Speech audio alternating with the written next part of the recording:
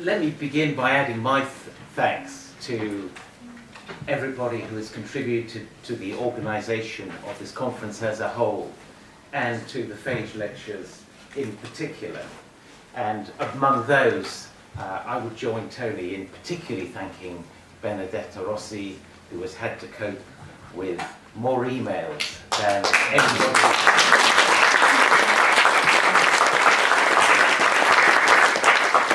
anybody can justly deserve, and that was just on our panel. I'm also delighted to have the opportunity to honour John Fage, who I've always greatly admired and I've very much liked when I was a very junior colleague of his, and indeed a PhD student of his PhD student. And it's also a lot of fun to be engaged in a double act with my own PhD advisor. And that brings me to my title, which you've seen in the programme, and clearly refers to Tony's title. I should issue a warning that I doubted whether it was wise to use slides because I haven't got any graphs or pictures to show.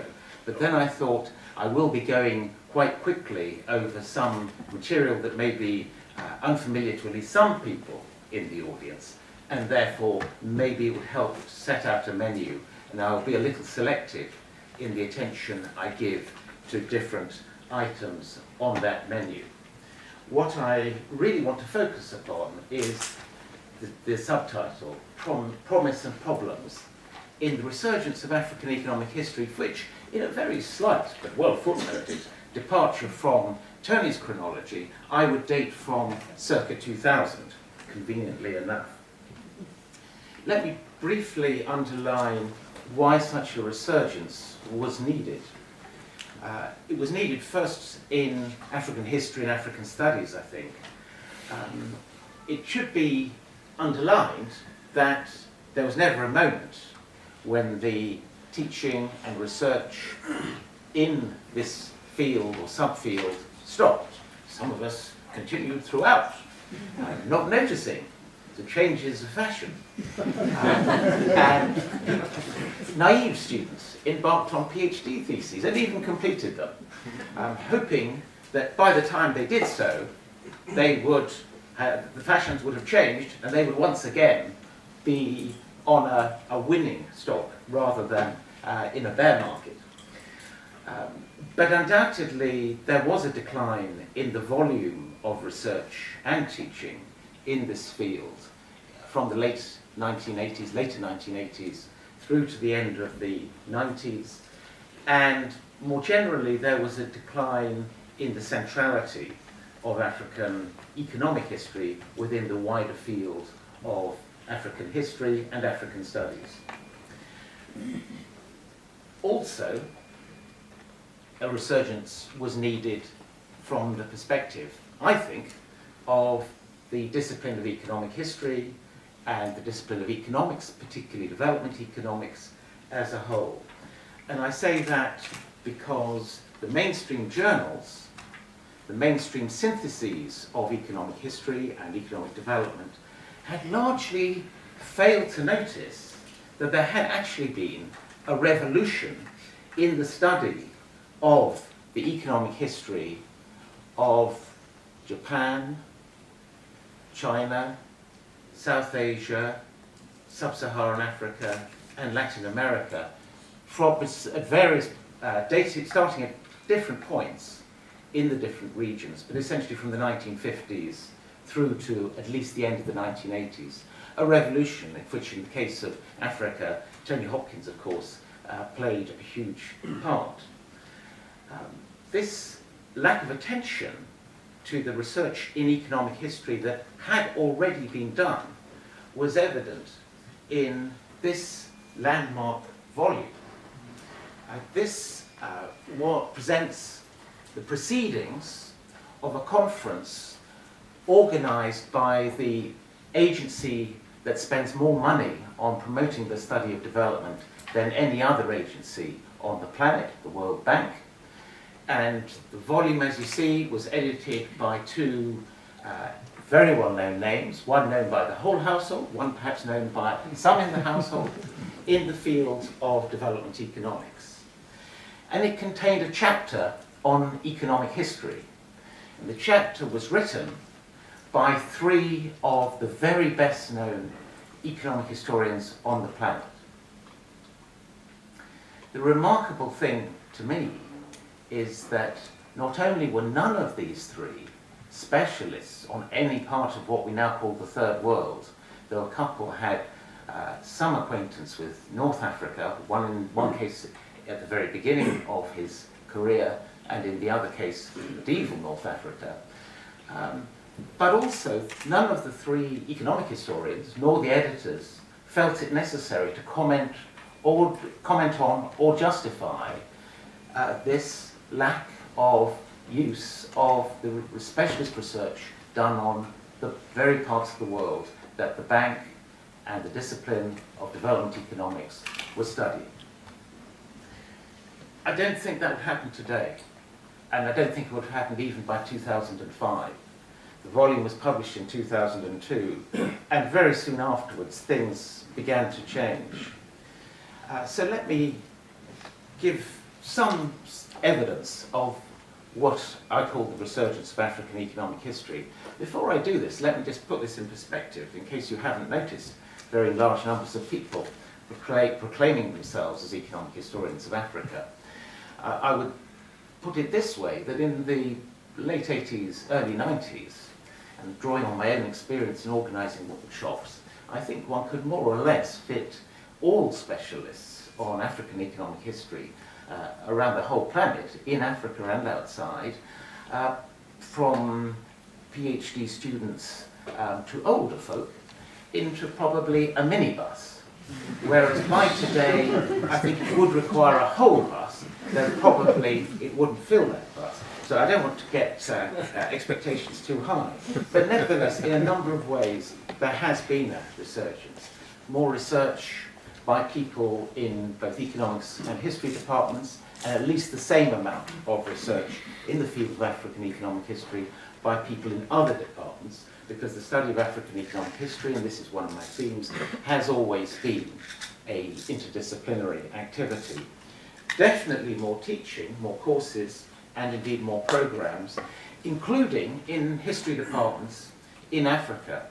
In the case of the University of Ghana, where I taught for 3 years, and of course John Fage was the founder of that department, in that case, there had been a gap of a number of years during which no economic history had been taught, but that gap has been filled by recent appointments.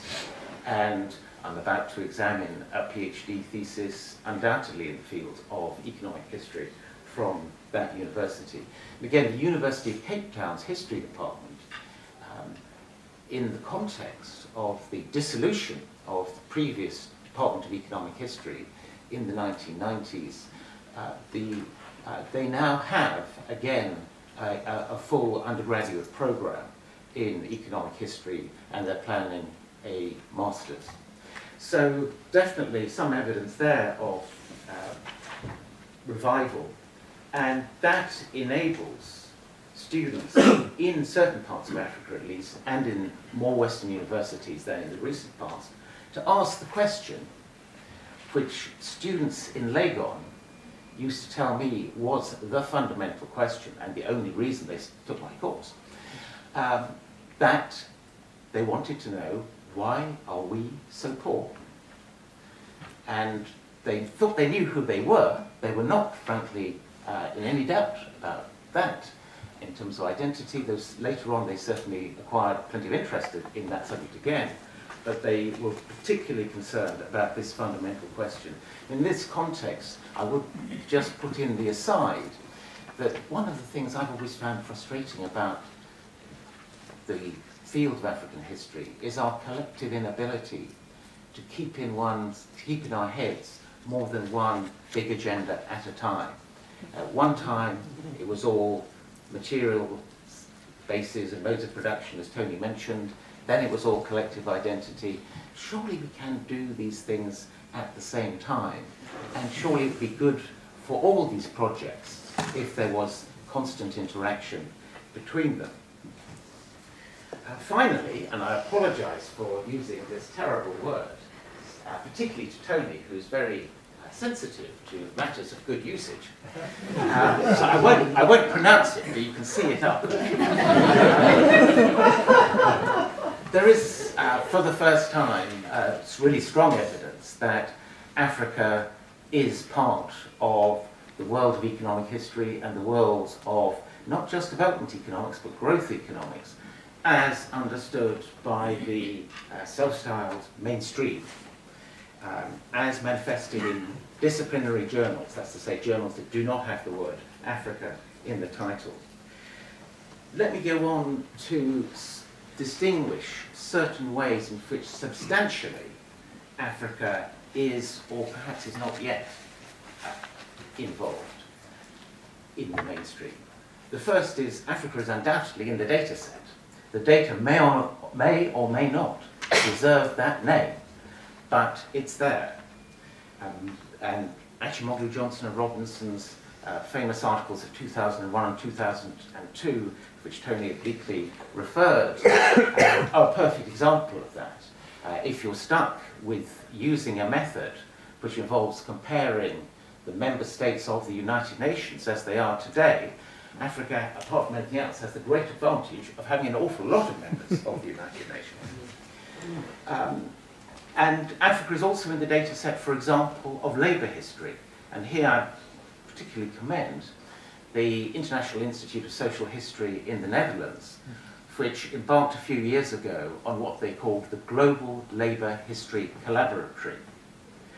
And this is an attempt to provide a quantitative basis for a genuine global labour history.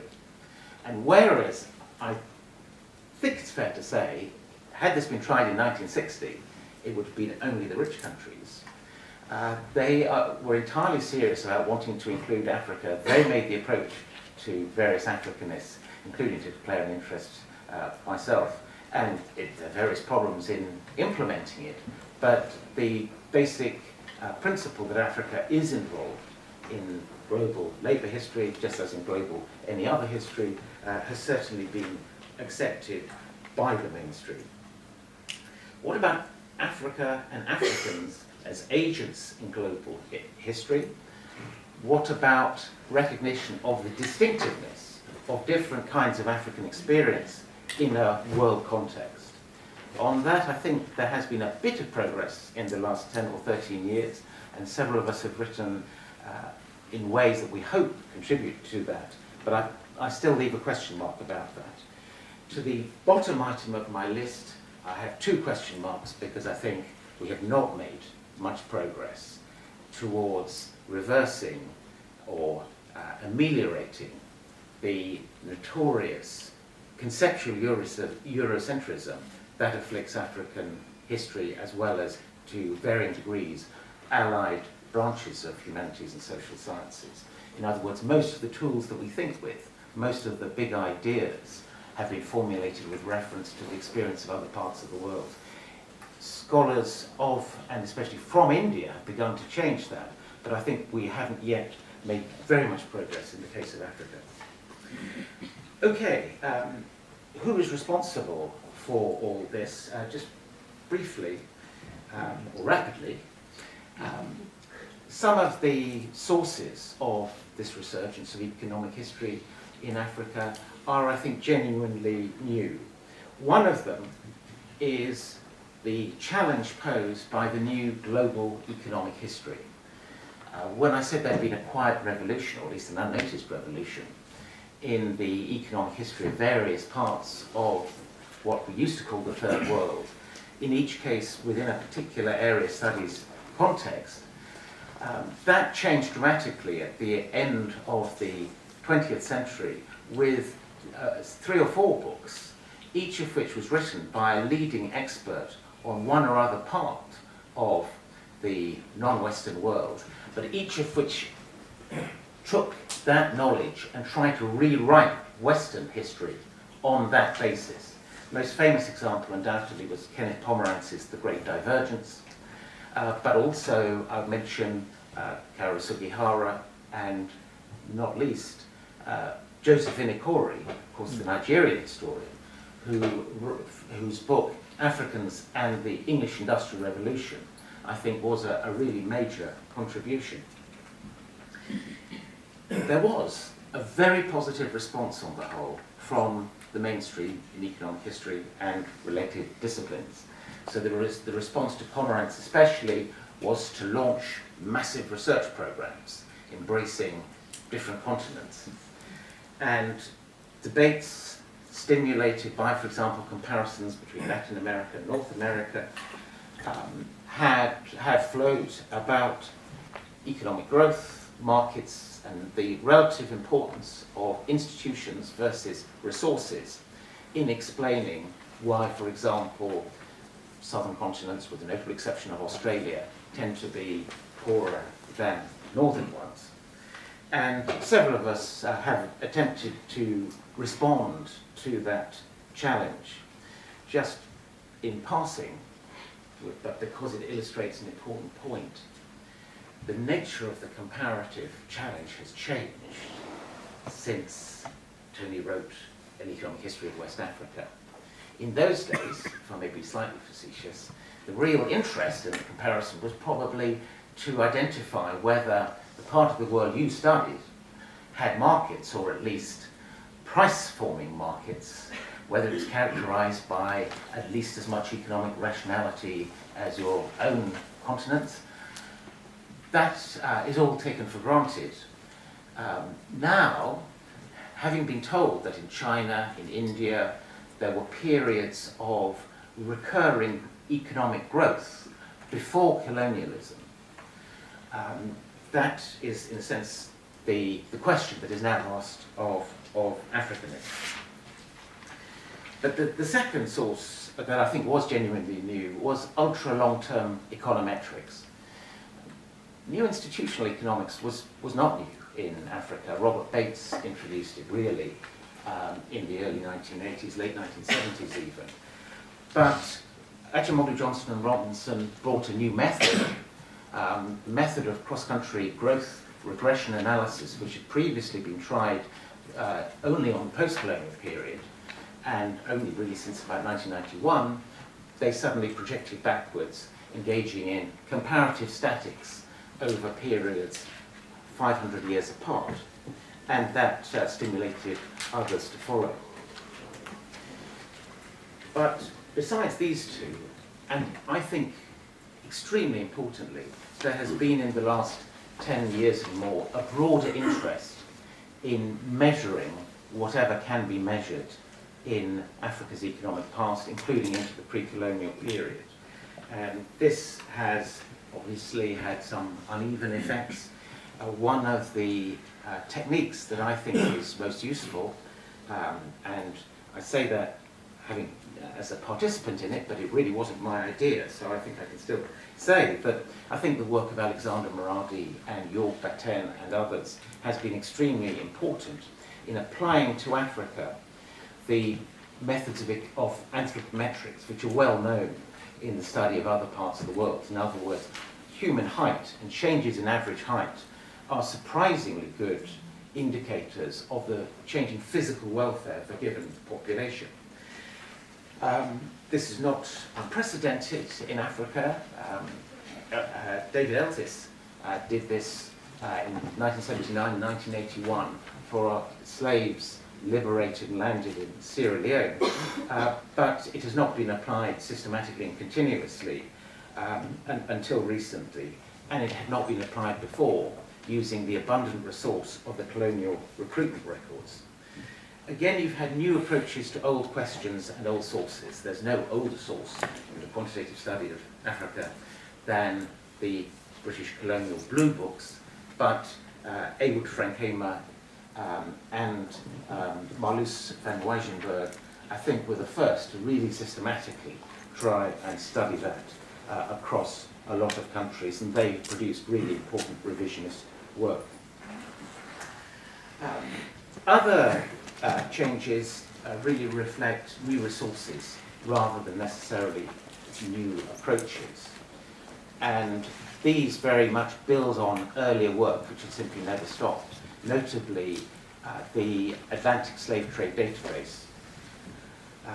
And very importantly, there have been newly available archives in Africa by European or Western firms working in Africa. So I mentioned Stefan Mischa's work that I was listening to yesterday, drawing on the papers of Kaiser Aluminium. And the World Bank is very keen that researchers should make more use of its archives. So with any luck, if you want to get some insight into the correspondence between African governments and the World Bank, that may not be impossible. And last but not least, continued contributions from people who do not regard themselves as economic historians, but actually also make a major contribution to economic history. So what about the pitfalls? I think there are a number of pitfalls. Some of them, perhaps even most of them, apply to particular manifestations of this resurgence rather than more generally. Specific to long-term comparative statics is the danger of what I call the compression of history, by which is meant overlooking the fact that causal relationships are unlikely to be stable over very long periods. Again, I think there has been a tendency to adopt less ambitious theories, less ambitious models in the study of the political economy of African development, including by economic historians. And here, I think this is one downside of the otherwise very valuable application of regression analysis. Here, I'm not talking necessarily about long-term regression analysis, let alone instrumental variables, but simply to note that there is a contrast between the way, for example, the institutionalists and other theories set up their models in the late 20th century and the way such models are set up today. And that contrast, I think, is not all an improvement.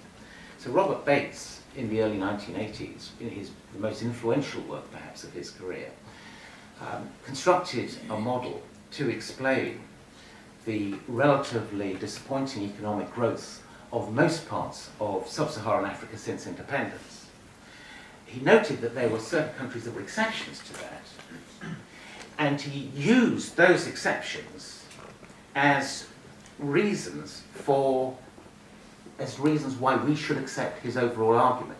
He said Kenya and Cote d'Ivoire were exceptions precisely because the conditions which accounted for slow growth everywhere else did not apply in those countries, in his view. That, I think, is a very elegant way of approaching the matter. I won't discuss here why I don't think his theory was right, but I do think it was very elegant. Today, the tendency is simply to treat exceptions as statistical outliers. And, of course, their influence, if they're not omitted from the database, their influence will be reflected, but only in a very small way. Whereas what we should be doing is ask, why are those exceptions? Are they exceptions that, to use Popper's phrase, falsify generalization? Or are they exceptions that, in some sense, prove the rule? Prove the rule in the sense that the conditions which lead to the general prediction precisely do not apply in that case. So let me give you a specific example. Some of you will know that there's more than one long-term cross-country regression analysis that concludes that the key to being rich today is to have had a state in the given territory over many hundreds of years. As Africanists, we know that the obvious implication of that is that Ethiopia ought to be the richest country in Africa.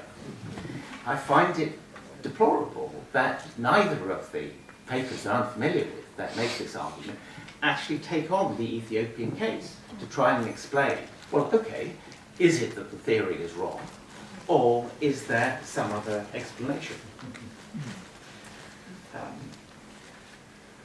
And just briefly, I must mention one of my hobby horses, which is there is a tendency this may still be news to some anthropologists. If so, counselling will be available. You may not believe it, but it's true that quite a number of economists have thought it was a good idea to take Murdoch's ethnographic atlas, that's right, Murdoch's ethnographic atlas, and treat it as a database about the pre-colonial period. Of course, historians would like to say we don't have the pre-colonial period, we have hundreds of years, each of which each period has its own categories, has its own characteristics. And this, there's much I could say about this, but above all, it involves omitting most of the research that has been done on pre-colonial and early colonial Africa since the database was finished, and I'm aware that there have been a few tinkerings with it since. In other words, most of the work that John Fage did himself, that he and other pioneers stimulated and supervised, is completely ignored as we revert to the ethnographic present tense instead of using the carefully calibrated historical research that's been conducted over the last half century. I'm also unhappy that recent studies have tended to treat economic rent and economic growth as mutually exclusive. Subtler versions of rational choice theory do not do this, but this has been a tendency in recent years. Unfortunately, or fortunately, the history of economic growth, it seems to me, is as much a history of economic rent as it is of unsullied economic growth. As McCloskey pointed out, if you always have fully competitive markets, profits would be competed to a vanishingly low level, so there wouldn't be much to reinvest. I'll skip that, and I'll even skip that, though I may come back to it. I want to finish with backward projection. Like Tony, I think that there is an awful lot to be said for the advantages of the new perspectives that historical change continually throws up. There wouldn't be much written on gender history today if it had not been for the rise of the feminist movement, for example. And I am reminded that in this context, when I was at Birmingham, I used to take part in some very large demonstrations on the subject of either unemployment or nuclear disarmament. And in those demonstrations, there was one particular poster that neatly linked those two themes. And the poster said, "Historians for the right to work, we demand a continuing supply of history."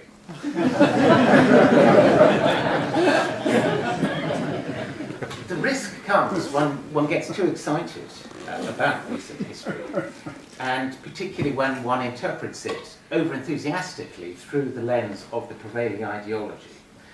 The result is that one tends to fail to notice that history takes place in particular contexts, and when the context changes, the lessons that one had drawn may well no longer be applicable.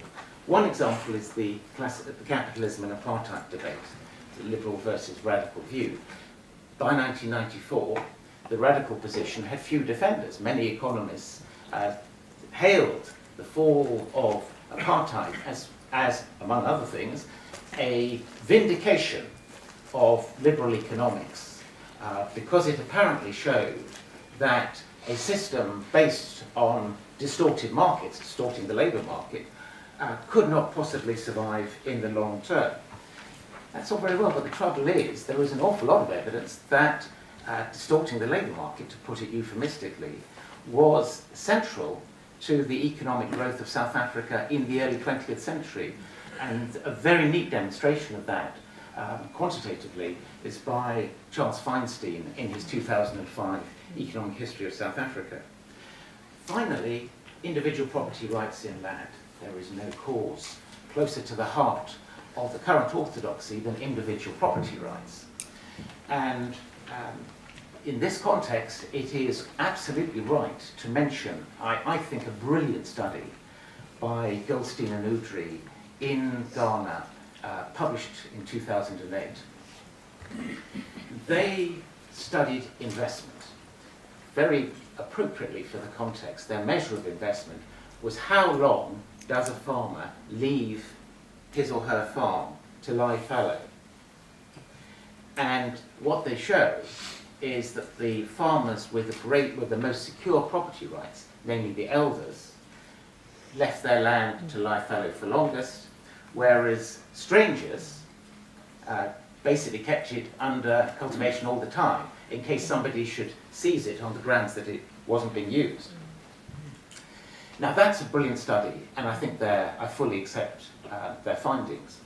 What I am worried about is that I've seen some recent citations using it as evidence that African indigenous property rights systems have basically always been inefficient, have always discouraged productive investment. In the case of Ghana, we know that simply isn't true.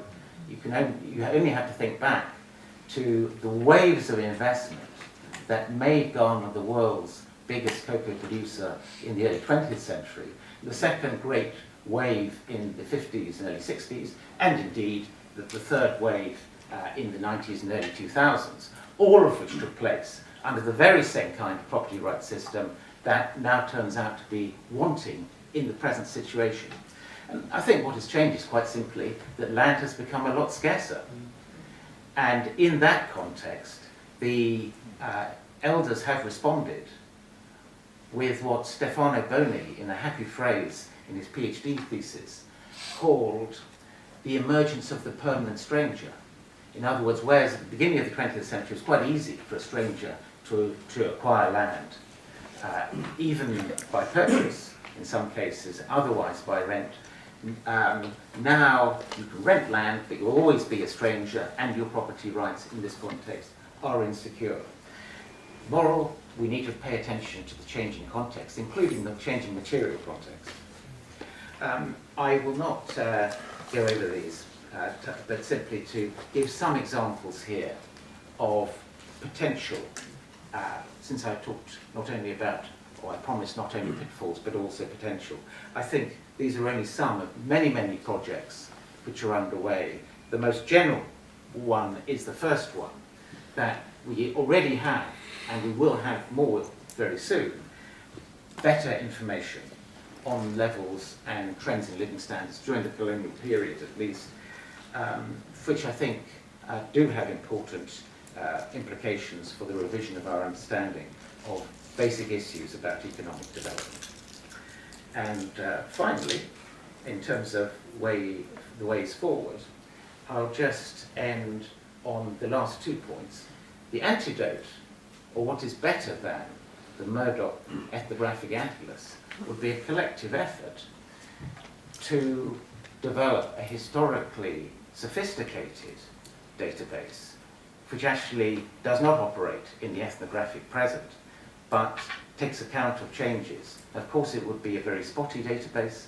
Some parts of it wouldn't really justify the term data, but other parts would. And it would certainly, I think it's the only possible way of having something worthy of the name database to use when trying to make big quantitative comparisons of late pre-colonial societies.